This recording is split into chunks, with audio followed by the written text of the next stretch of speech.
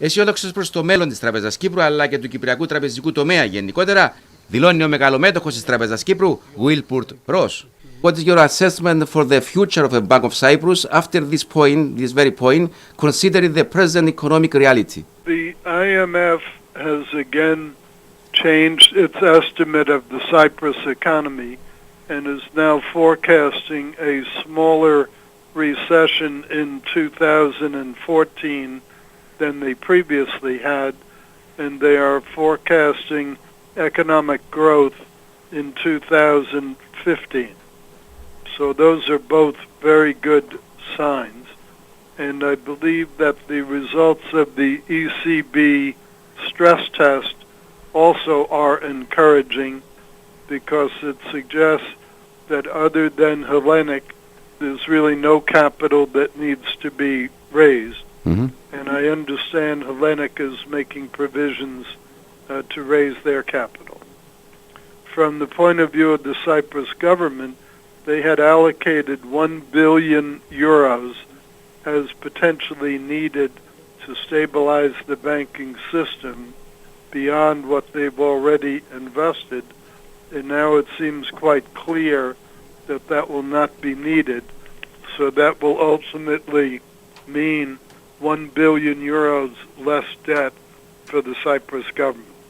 Is it possible for Bank of Cyprus, after the success of the stress test, to proceed with restructuring loans so to reduce non-performing loans? So I believe they will continue to do so.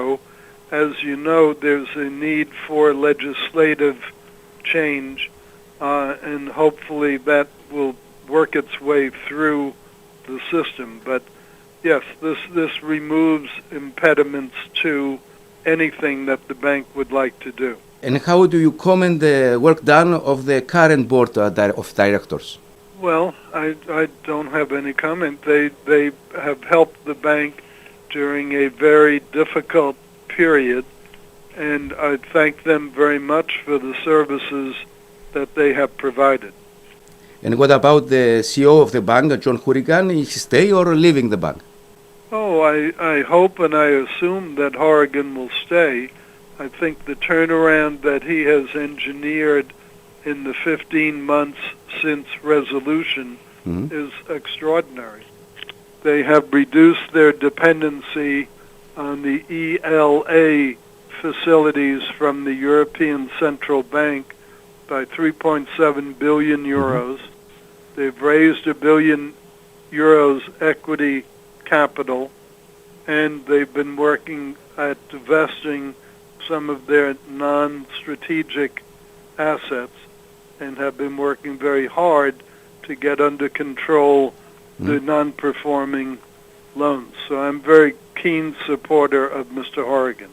And what are your assessment or even the expectations about the Cyprus economy in general, Mr. Ross? I think that once Cyprus gets through this current process, the outlook is very, very good. The outlook for tourism certainly is very good, especially with the privatization of the airline, the airports, and the seaports, with the tender for the new luxury casino and hotel complex. I think all those are very positive, and I'm very encouraged that there will be substantial amounts of natural gas found offshore, and that in and of itself over time could transform the economy. And finally, what is the role of Bank of Cyprus for the economic recovery of Cyprus? Well, Bank of Cyprus, being by far the largest bank in the country, has its fate totally entwined with the fate of the economy. The economy and the government cannot succeed without Bank of Cyprus succeeding, and Bank of Cyprus would not be able to succeed either without the government and the economy succeeding. So I think their destinies are both very much linked together. Thank you very much, sir. Thank you. Good to talk with you.